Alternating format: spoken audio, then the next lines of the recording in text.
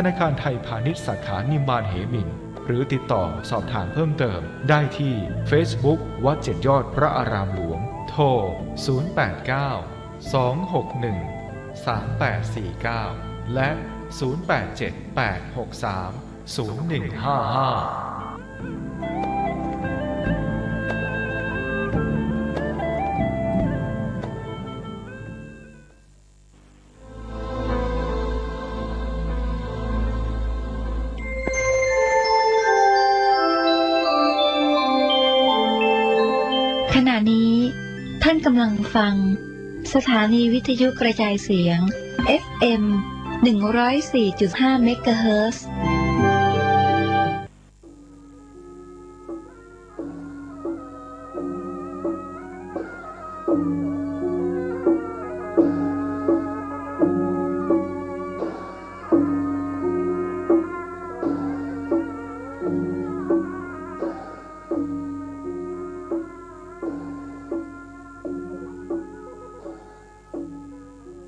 ขอความเจริญในธรรมและความผาสุกทางใจ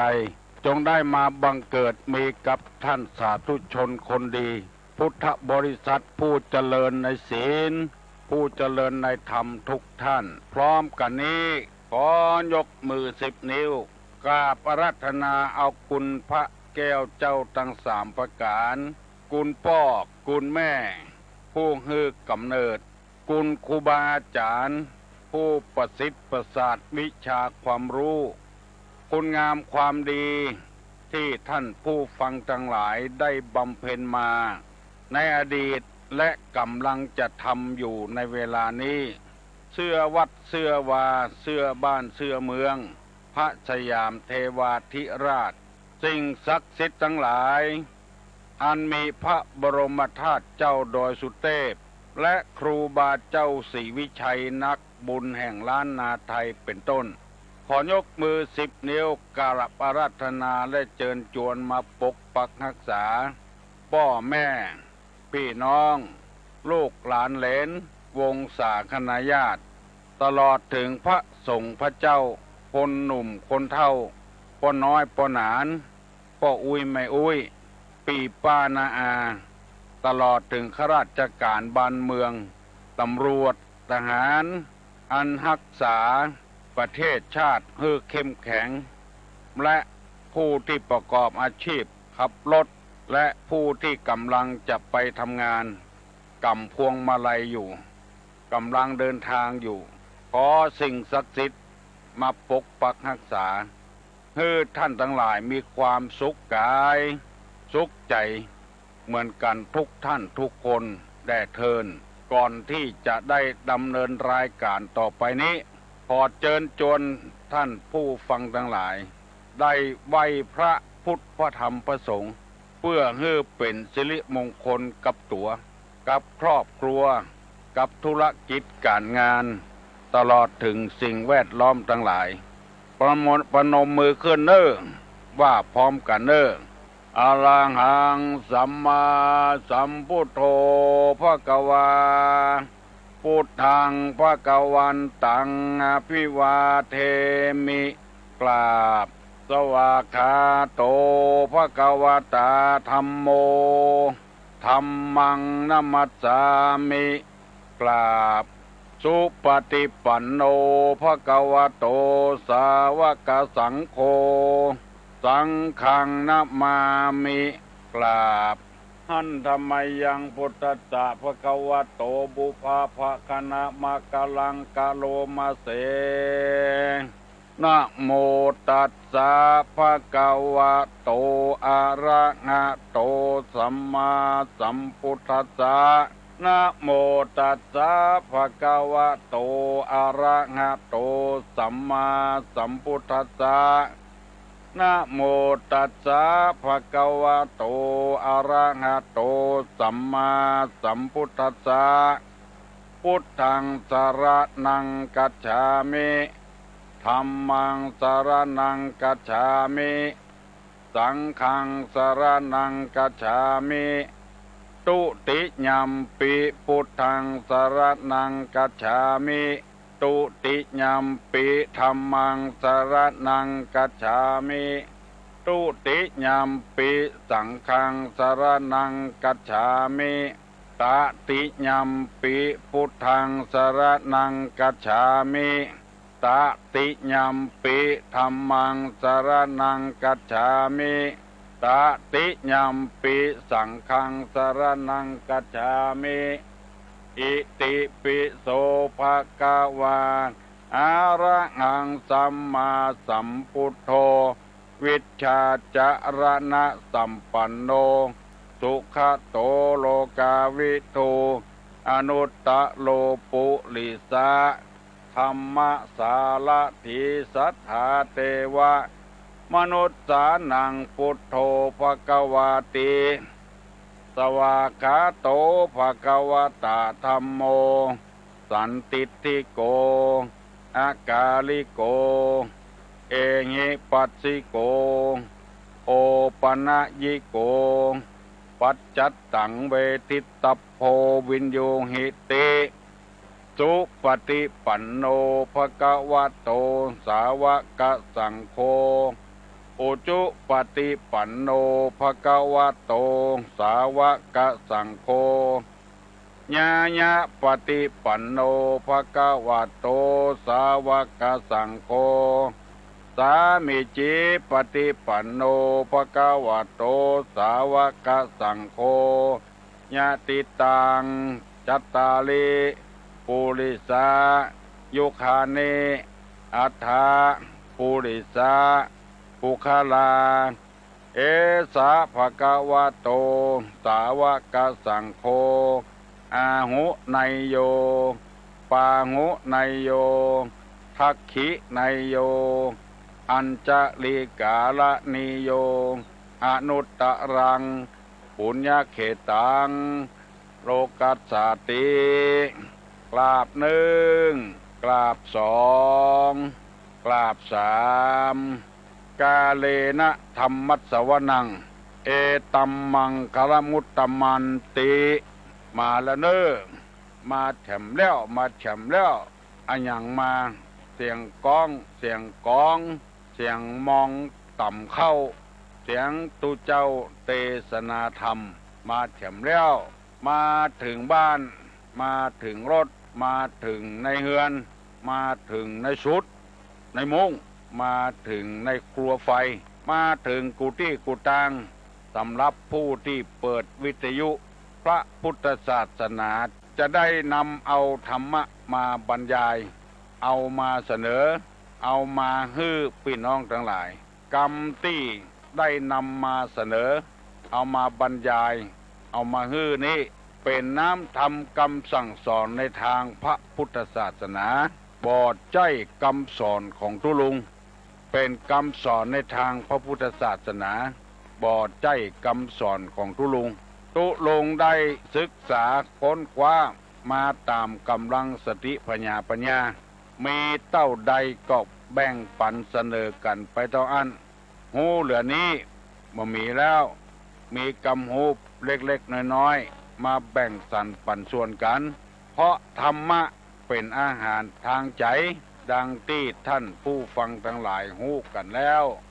เมื่อกายได้รับอาหารสมองได้รับอาหาร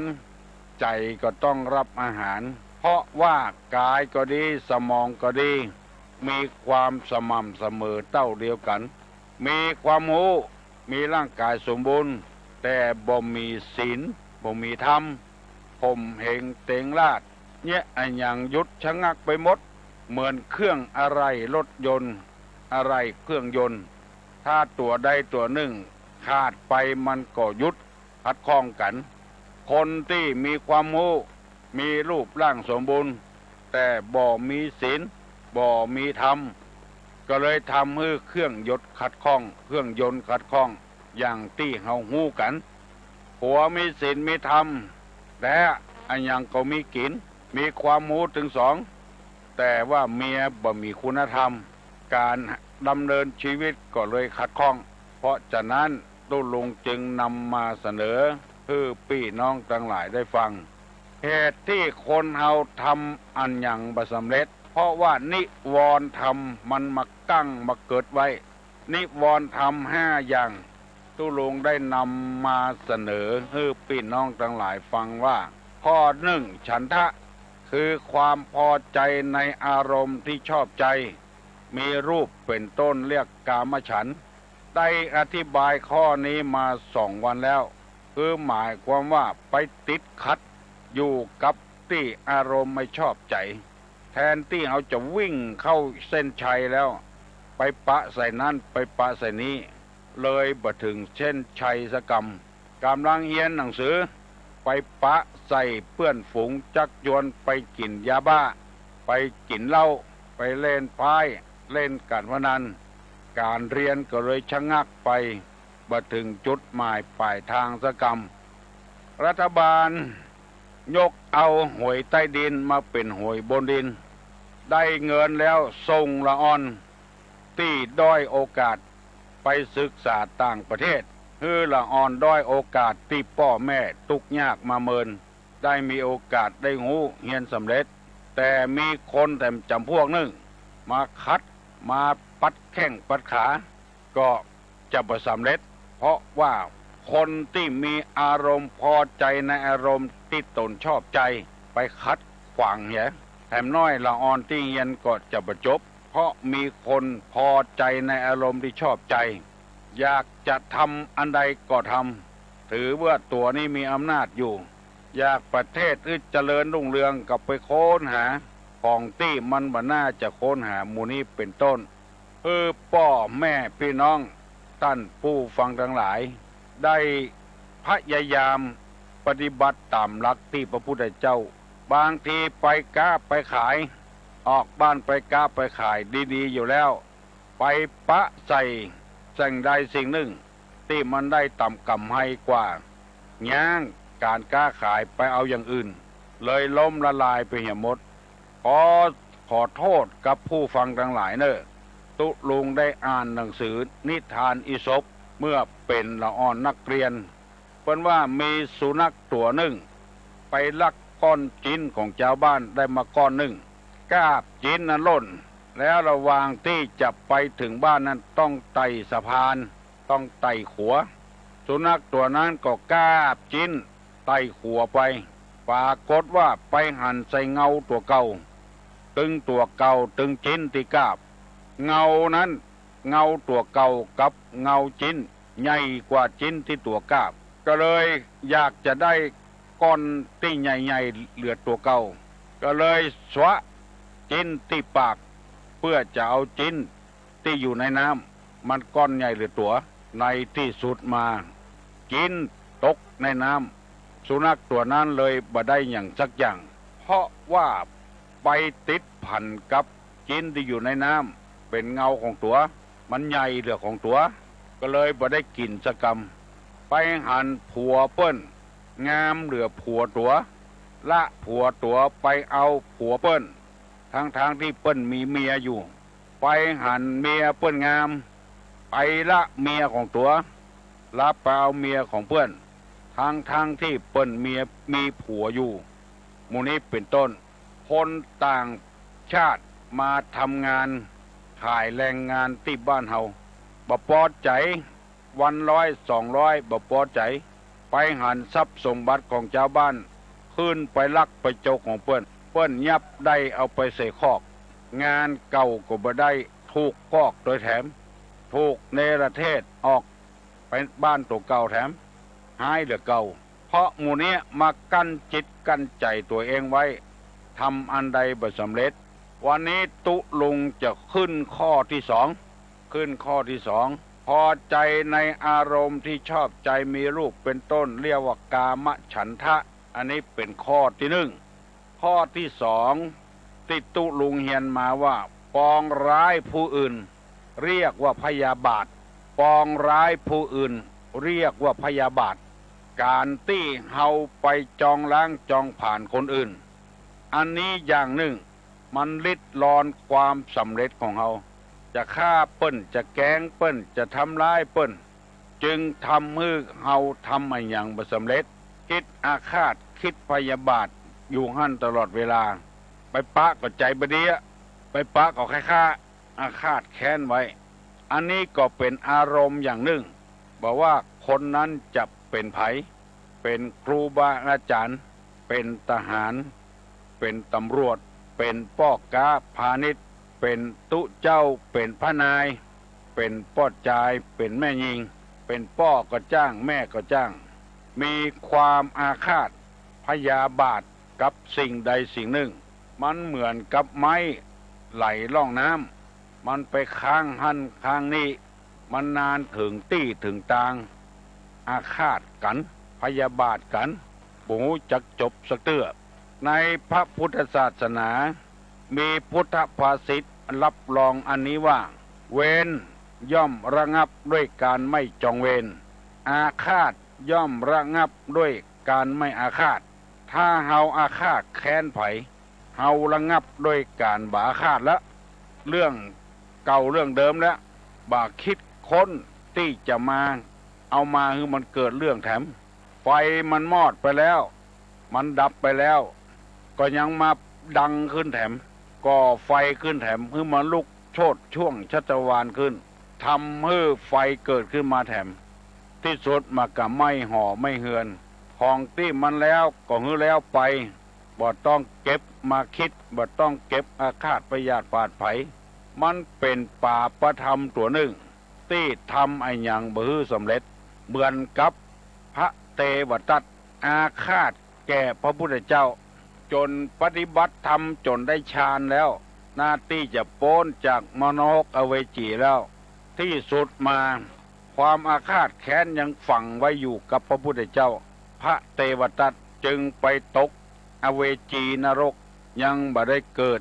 เต้าฮอดบ่เดียวเตื้อเพราะว่าฝังความพยาบาทไว้กับพระพุทธเจ้าอาฆาตไว้กับพระพุทธเจ้าตุลุงขอเมตตาเวลา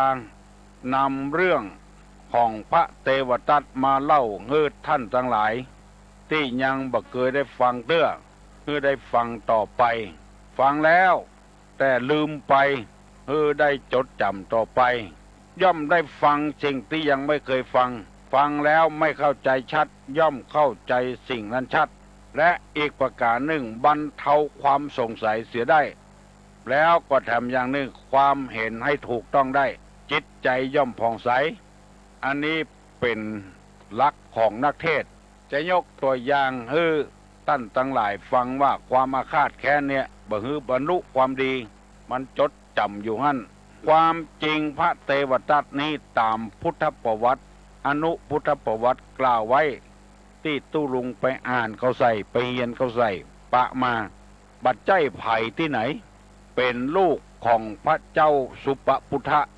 พระเจ้าสุปปุถะนี้อยู่เป็นพระเจ้าแผ่นดินเมืองเทวทหะแล้วมีลูก2 คนมีพระเทวทัตกับพระนางยะโสธราหรือนางพิมพามี2 คนพี่น้องบ่จ่ายคนไม่ยิงคนปลายหลังมาพระเจ้าสุโธธนะไปขอนางยะโสธราหรือพิมพาลูกสาวเนี่ยมาเป็นมเหสีของเจ้าชายสิทธัตถะหรือว่าอดีตของพระพุทธเจ้าของเขาเนี่ยมาเป็นมเหสีเรื่องเป็นอย่างอี้บัดใจไผที่ไหนพ่อเท่าแม่ดองกันพระเจ้าสุปปุถะนี่เป็นอู้กันอย่างเจ้าเมืองเนี่ยธรรมดาเนี่ยเป็นพ่อเมียของเจ้าชายสิทธัตถะพอเจ้าชายสิทธัตถะ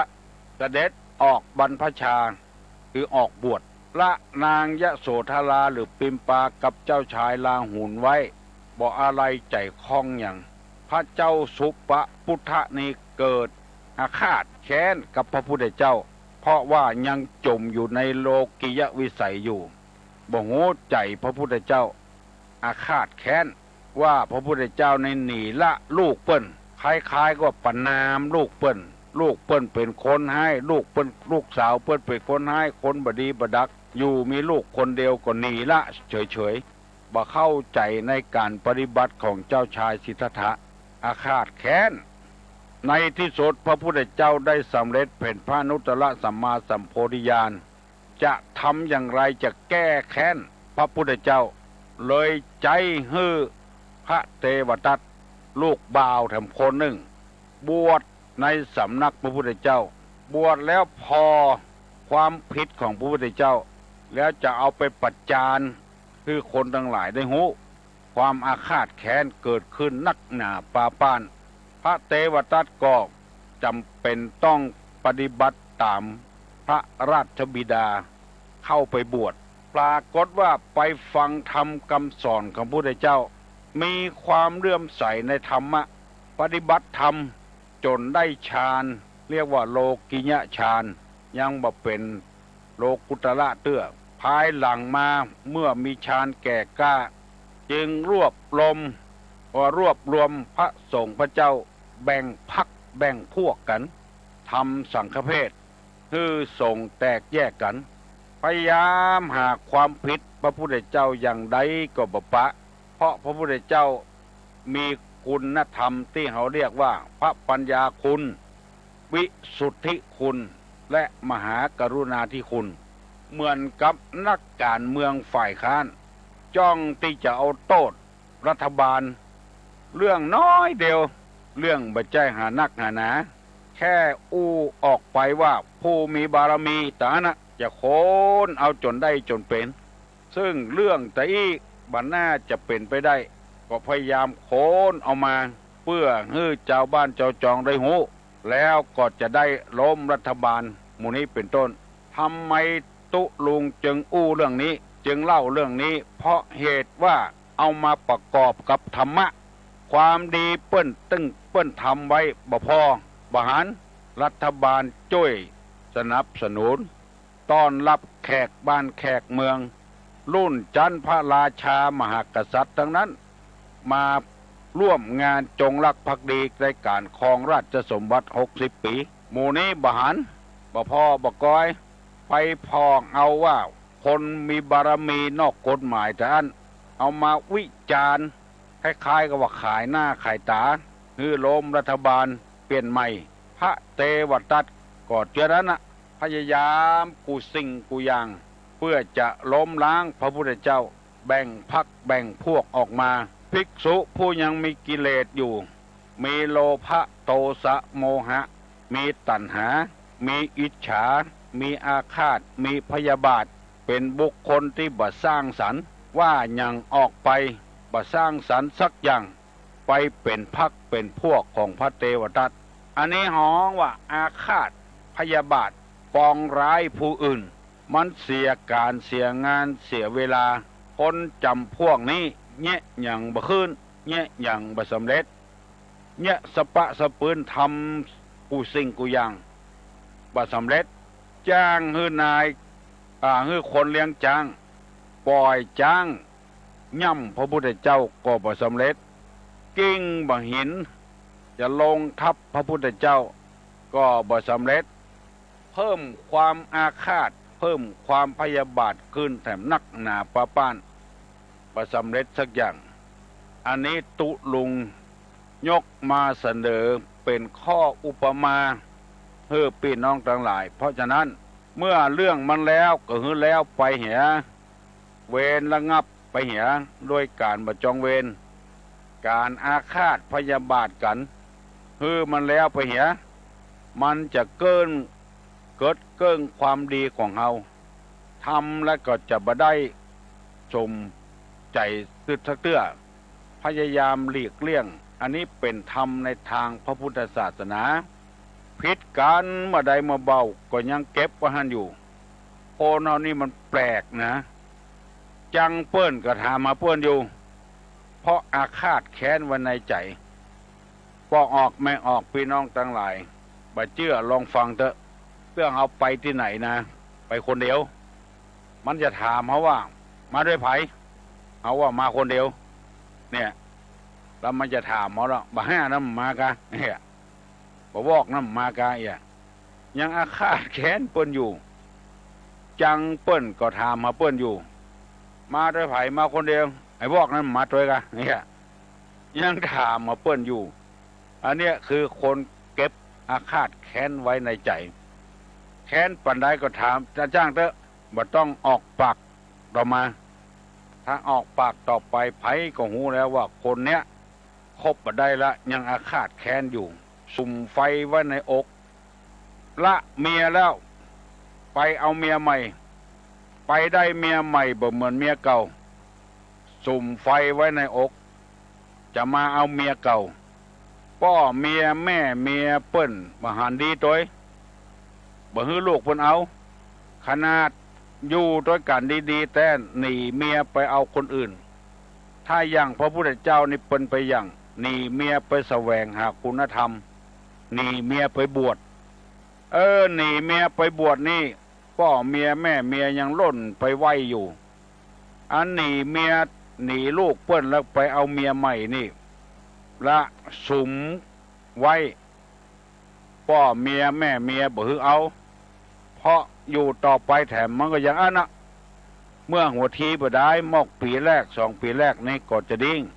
เหมือนเข้ามาเข้ากดพฤติกรรมเก่าก็จะงัดออกมาแล้วพ่อเมียแม่เมียเปิ้นมือเอาคุมสุมอกไว้อาฆาตแค้นไว้ปากันมาบุกมาตีคนเฒ่าก็มีปะไผที่ไหนญาติของเมียโหดหรือเปิ้นสุมใจไว้ในที่สุดมาถูกข้อเขียหรือว่าเปิ้นสู้ต่อสู้ตายไปเหรอมีเจ็บป่วยไปเหรอมีอันเนี้ยเปิ้นฮ้องว่าปองร้ายผู้อื่นเรียกว่าพยาบาทที่นำมาเสนอนี่เพื่อให้เขาเป็นชาวพุทธแท้ๆจริงบ่ต้องอาฆาตบ่ต้องพยาบาทไผคนเฒ่ามานอนวัดเกยบ่ถูกกันเมื่อเป็นละอ่อนละเฒ่ามาแก่มานอนวัดแทนที่จะอู้เรื่องธรรมะธรรมโมอู้เรื่องอาฆาตแค้นกันปองหันสัทธลูมีหั่นบ่มานอนวัดละขวางตาขวางหูกำไว้ต้องฮอดบ่เดียวมันบ่มีสาระมันมีประโยชน์เนี่ยในพุทธศาสนาเพิ่นบอกเงาว่าเรื่องนี้มันเป็นเรื่องของส่วนตัวดับดีสีขาไปเหียคือมันแล้วไปเหียตัดกรรมตัดเวรกันเหียฮือถูกฮือลงกันทำไมแล้วเขาจะได้ดำเนินงานต่อไปมันเป็นอุปสรรคในการดำเนินชีวิตผัวเมียอยู่ด้วยกันบ่อู้กันกำเมืองเขาว่าบาปปากห่อคอจำกันไปเนี่ยอย่างจังอันพ่อกับแม่บ่ถูกกันลูกก็เดือดร้อนแทนที่เขาจะช่วยกันช่วยกันหาอู้กันลงส่งกันปอเป็นว่าเก็บความอาฆาตแค้นไว้ในตัวหมู่นี้เป็นต้นบัดใจว่ายังกรรมที่เขาว่าไปเป็นขี้ข้ามันหยังไปเป็นทาสมันหยังไปง่าวกับมันนี่หยังบัดใจง่าวถ้าเฮาบ่เก็บความอาฆาตแค้นไว้นี่นะมันดีกับเฮามันดีกับคนอื่นเปิ้นจะได้อวดได้อ้างว่าเฮานี่มีน้ำใจประเสริฐยกโทษให้กันเหียยกโทษนี้ตามพระพุทธศาสนาฮ้องว่าอโหสิกรรมกรรมมันใดทำไว้อโหสิให้แก่กันตุลงยังจะได้นำมาเสนอแถมเนอวันพุกนี้เพราะวันนี้มัน6:30ฝ่ายละไผที่ยังบ่ลุกเหียเนอวันนี้เป็นวันศีลเนอไปทำบุญตักบาตรไปอู้ไปจ่ากันที่วัดติวาถ้าหากว่ายังไปทำงานรับจ้างอยู่ก็ไปตามความเปิงใจพุทธศาสนานี้บ่ได้บังคับไผขอตุลงนำมาเสนอนี่ก็เพียงแต่ว่าขอร้องถ้าไปได้ก็ไปถ้าไปบ่ได้มีอุปสรรคก็ย่างอย่าก่อนวันศีลบ่ใช่มีวันเดียวมีหลายวันอยู่ลุกเน้อไผยังบ่ลุกเหียเน้อถ้าบ่ได้ไปใส่บาตรญาติปกก็อยู่บ้านยกมือไหว้ถ้าเวลาเฮาบ่มีก็เอาฝากเปิ้นไปก็ได้มาแล้วขอเจริญพรกราบนมัสการเจ้าเจ้าตุลุงว่าแต่กี้ว่าบ่ได้ไปวัดแต่เอาฝากเปิ้นไปได้กะเจ้าได้กะตะกี้ฝากเปิ้นบอกว่าคนเฒ่าบอกว่ามันบ่ดีบัดดีบัดใจ เอาฝากไปเตะยกมือไหว้เหี่ยเนอะเจ้าถ้าเฮามันมีการมีงานแต่ไปบ่ได้ฝากเตอะเด้อเนอะเจ้าฝากไปเตอะเจ้าได้ทำบุญทำทานเจ้าคนเฒ่าเพิ่นว่าบัดดีมันมีหยังแก้เปิ้นขี้ค้านติวกะฝากคนอื่นกันเนาะเจ้าฝากแล้วเจ้าเจริญพรคนเฮานี่จะว่าอย่างกันต้องมีข้อแก้กะมันบัดดีเพราะไอ้อย่างแก้ให้เขาฟังเหรอบ่ใช่เฮาขี้ค้านโนบ่ใช่เฮาขี้ค้านเฮามันมีการขอฝากไว้กำเนิดอันแตงแล้วบ่ทอดนี่นะอิดแต่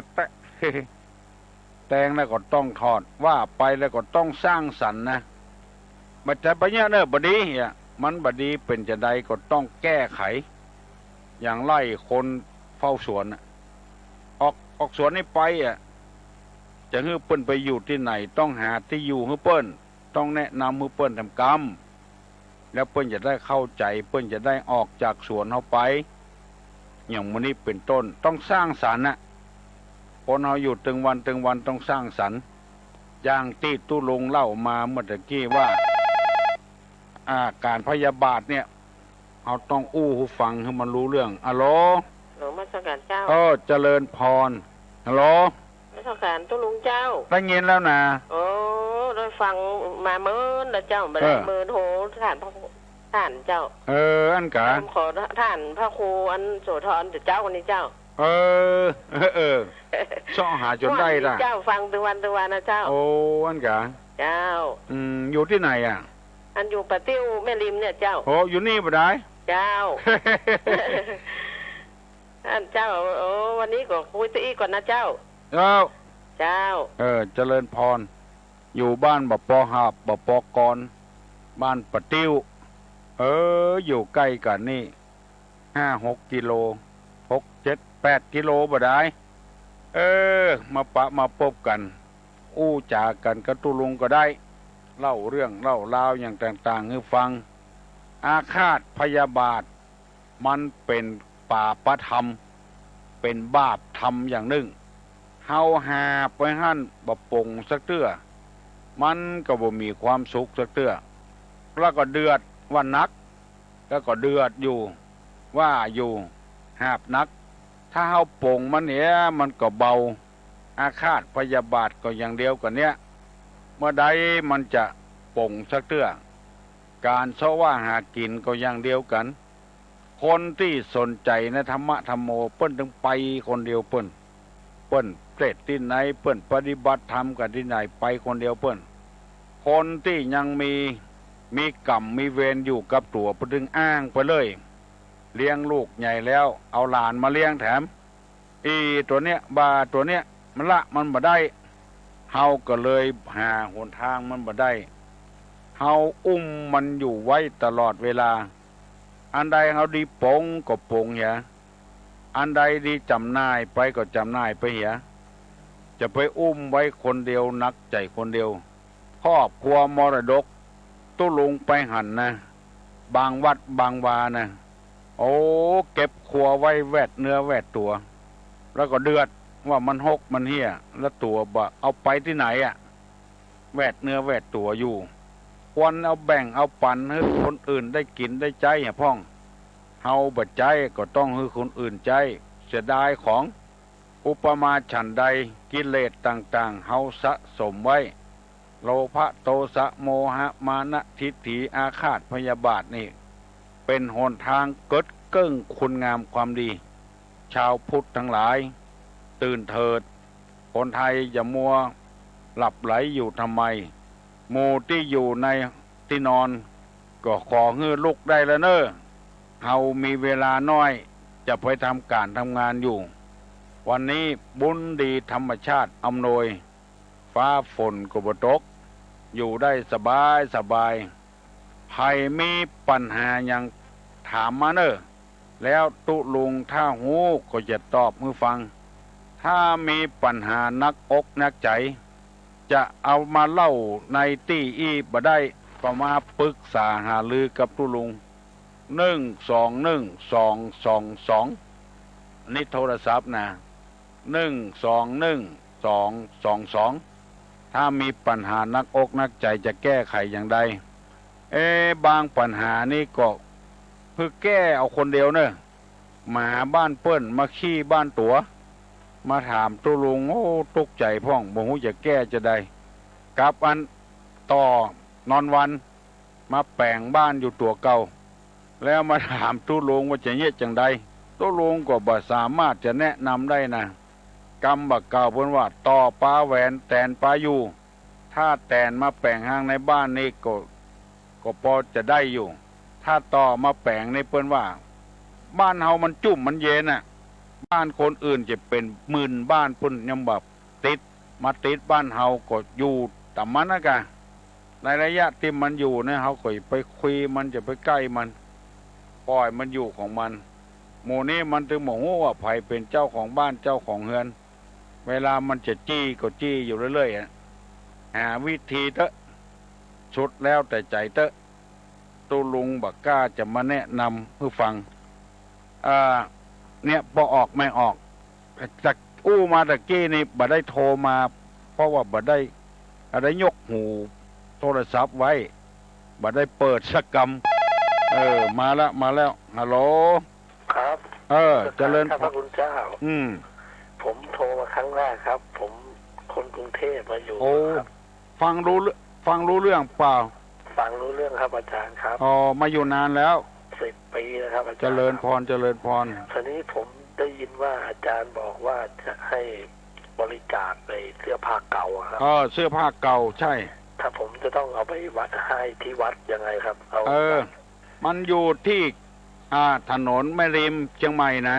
ครับอยู่ที่กิโลเมตรที่10พอดีวัดโสพนารามทางไปโรงพยาบาลเลยนครนครมันอยู่เหนือโรงพยาบาลหน่อยวัดแรกวัดแรกนี่ยังไม่ใช่นะวัดเนาะต่อมาอีกวัด1กิโล10วันนี้โชคดีโทรติดเพราะว่าไม่มีคนโทรเข้ามาเจริญพรดีชอบทุลุงแล้วก็จดเอาไว้ตลอดเลยเหรอจดไปเล่มนึงแล้วตั้งแต่จิลังต่อแล้วครับจิลังต่อล่อลังแตนจดไปหมดแล้วครับจิห้างต่อล่อห้างแตนชอบมากเลยบางวันทุลุงก็พูดภาษาอังกฤษกู๊ดมอร์นิ่งหัวม่วนได้แต่อันน่ะกู๊ดมอร์นิ่งแต่อันน่ะแค่นั้นสุขภาพดีแล้วใช่ไหมครับดีมาละเมื่อวานก็ไปโรงพยาบาลแล้วมันมีเทปทุลุงที่เทศสมัยหนุ่มๆใช่ไหมครับเจริญพรเทปทุลุงนะครับเป็นเทปอันนี้เราไปหาที่ไหนครับที่ทิพเนตรตลาดทิพเนตรคนเป็นไข้หัวผมอยู่ลวงเหนือดอยสะเก็ดเนี่ยครับเหรอครับก่อนก็เคยวัดดอยสะเก็ดใกล้ๆแต่ผมอยู่บ้านลวงเหนือดีแหล่งธรรมะเลยดอยสะเก็ดครับก็เอาเป็นว่าผมเอาใส่ลังไปนะครับที่ใช้ไม่ใช้อะไรเงี้ยครับเอาใส่ลังมาแล้วไปให้ตุลุงนะครับซักเลีดๆอย่างนั้นเนาะครับให้สะอาดตุลุงนี่121-222นี่ที่ห้องตุลุงที่ห้องเดี๋ยวก่อนไปผมโทรเช็คตุลุงครับใช่เจริญพรครับนมัสการครับพระคุณเจ้าครับถ้าไม่อยู่ก็มาที่ในวิหารเลยนะจะมีพระอยู่ประจำเลยทุกวันตลอดวันเลยว่าแดงไทยผมชื่อกิตติพิษชื่อเล่นชื่อแดงนะครับชื่อแดงนักดนตรีเก่านักดนตรีเก่าแล้วก็เห็นตุลุงมีบริจาคซึ่งอะไรนี่เดี๋ยวค่อยๆทำเรื่องนี้แต่ที่มีอยู่ตอนนี้ก็คือพวกเสื้อผ้าเดี๋ยวจะขอเก็บไปแล้วเจริญพรครับนมัสการครับพระคุณเจ้าครับเจริญพรขอขอบคุณคุณแดงไทย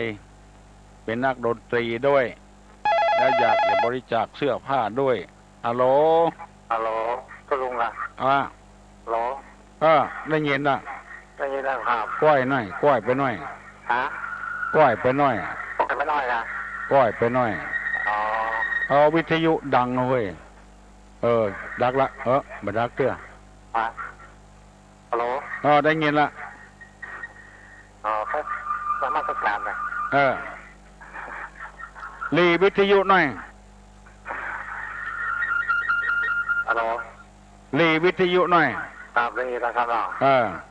เอาแค่ถามปัญหาตุลุงอ่ะหัวใจไหมอันเชื้อทีไม่อย่างของตุลุงครับอุอากะสะปัญหาหัวใจปัญหาเชื้อทีนะครับอุอากะสะแต่ฟังได้เลยครับจดไว้ละแต่ฟังได้เลยครับได้กะไม่อย่างมองครับอุฐานะสัมปทาถึงพร้อมด้วยความมันมันหนึ่งมันนอสองอารักขะสัมปทาถึงพร้อมด้วยการรักษาอุอานะข้อที่สามว่ากะนะกัลยาณมิตรตาคบคนดีคบคนดีตัวสุดท้ายเรียกว่าสะคือสมะชีวิตาแปลว่าประกอบอาชีพไม่ผิดกฎหมายประกอบอาชีพโดยชอบไม่ผิดกฎหมายไม่ผิดศีลธรรมเนี่ยหัวใจเศรษฐีอุอากะสะเป่าใส่น้ำล้างหน้าตบหัวตึงวันจะได้เป็นเศรษฐีคือหนึ่งมือมันอย่าไปขี้ค้านสองมือประหยัดทรัพย์สมบัติไว้สามจะไปคบคนบดีสี่มือประกอบอาชีพเป็นสมะชีวิตานะเนาะครับไก่ก็นี่ลูกไหนมาสั่งกับแปลงครับสั่งกับแปลงนี่เหมือนได้ครับสมัครการจะลงว่าเจริญพรสันกับกำแพงแหล่งศีลธรรมฮัลโหลครับผมครับผมรีวิทยุลงหน่อยครับผมเจริญพรครับผมรับจากหลับปูนครับผมหลับปูนโลพอดีผมอยากถามว่ายังเอาเดือนนี้เนาะเอาเต่ารถออกนี่เอาจะพอดีผมเกิดวันติดนะครับเกิดวันติดแหละครับผมเพื่อเอาออกวันพุธเนอะครับผมเพื่อเอาออกวันพุธเกิดวันติดเอาออกวันพุธถ้าให้มันดีเด็กก็ต้องวันพุธครับผมเดือนนี้เนาะเจริญพรเอาวันพุธเนอะเอาวันพุธมันเป็นสง่าราศีกำเฮาฮัลโหลเจริญพรอย่างเจ้าในอันอยู่ถนนทุ่งโฮเต็นนะเจ้า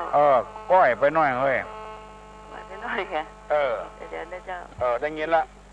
อันก็เจ้าอยากจะรู้ว่าตุลุงอยู่วัดไหนเจ้าชื่อใหม่ว่าวัดโสภณารามเจ้ามันอยู่เหนือโรงพยาบาลนครเชียงใหม่เจ้าโรงยาปะแง่ที่ว่าท่านมีเบอร์โทรกับเจ้าที่วัดตุลุงเจ้า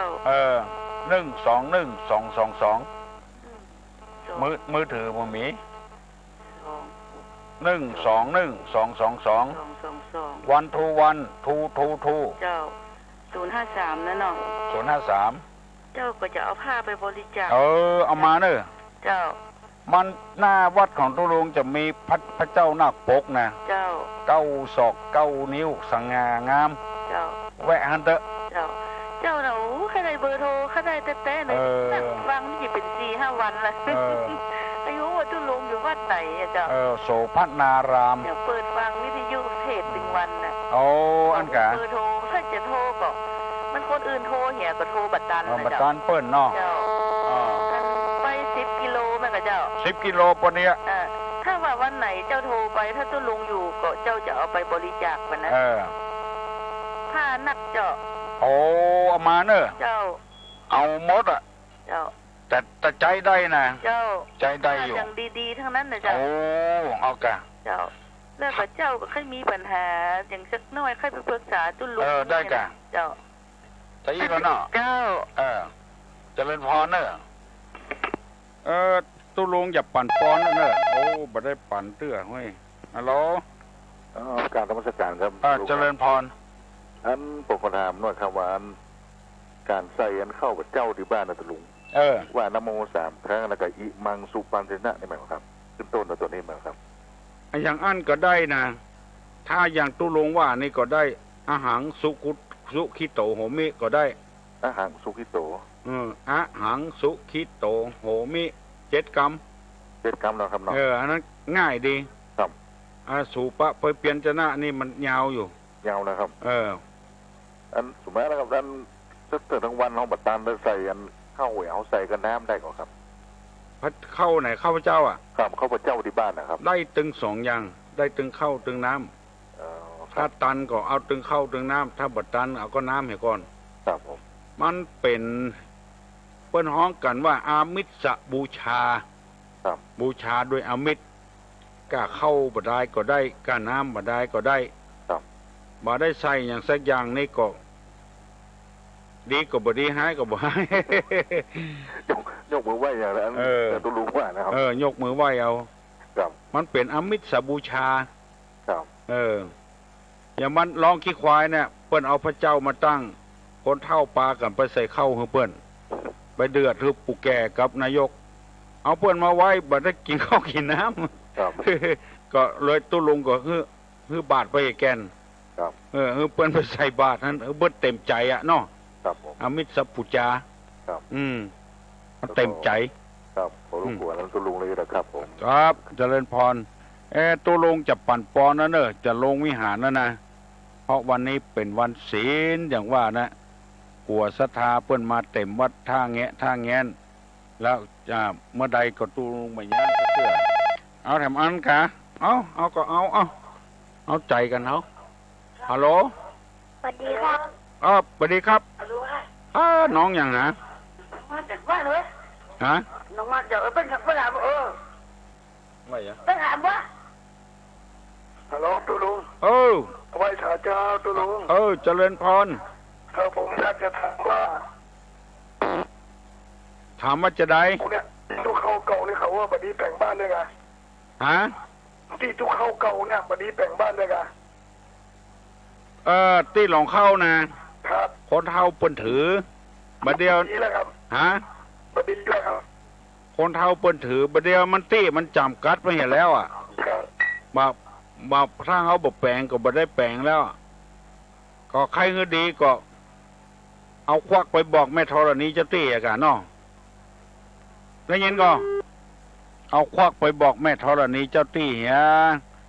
โอ้บัดเดียวเนี่ยแม่พ่อธรณีเจ้าตี้เอ้ยข้ามันมีตี้แล้วใครจะแปลงนี่เนอะขอทอดขอนทอนคืดถอนจานรีบดักว่าขอแม่พระธรณีเจ้าตี้อโหสิอภัยเนอะเนี่ยแต่ก่อนมันตี้มันนักเปลือกเปเต๋อละตุลุงจะปั่นปอนนะยกมือไหว้เนอะสัพพิติโยวิวัจจันตุสัพพะโรโควินัสสตุมาเตภวะตวนตะลาโยสุขีติคายุโกภวะอภิวาทนะสีลิสนิจจังวุธาปัจจายิโนจัตตาโลธรรมาวัฏันติอายุวันโนสุขังพลัง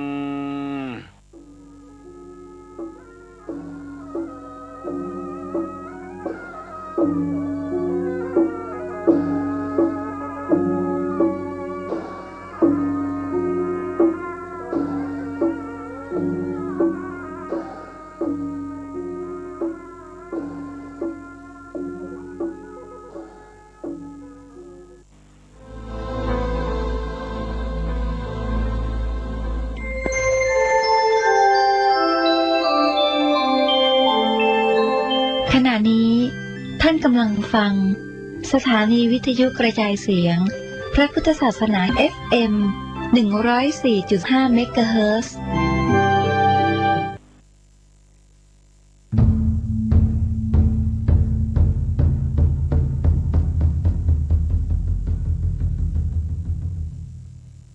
วัดเจ็ดยอดพระอารามหลวง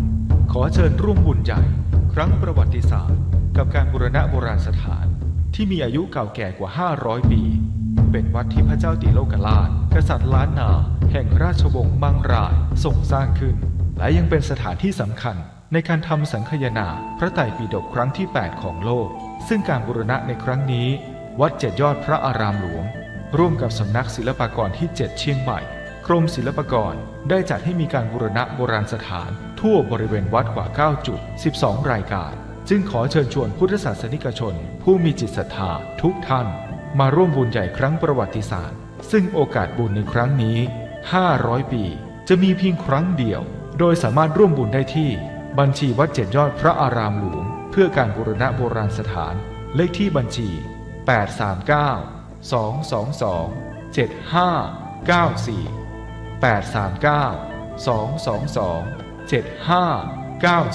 839-222-7594 ธนาคารไทยพาณิชย์สาขานิมมานเหมินหรือติดต่อสอบถามเพิ่มเติมได้ที่ Facebook วัด7 ยอดพระอารามหลวงโทร